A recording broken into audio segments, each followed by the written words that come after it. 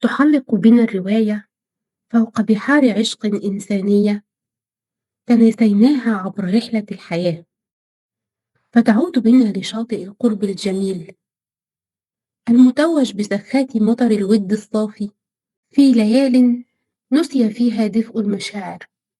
تغمرنا الكاتبة رغما عنا بماء الحب بين السطور.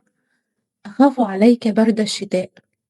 نتنسم كيف أن ديسمبر الحزين كان مسرحا رقيقا لعرض روح امرأة نقية صافية ذابت عشقا في الذي كان نقطة عطاء حقيقية، فتلاقى النقاء بالعطاء، فذابت الحروف خجلا، وتراقصت الأمنيات فرحا.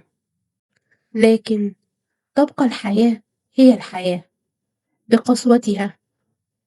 فهل ينتصر نقاء العطاء على قسوة وحرمان الحياة؟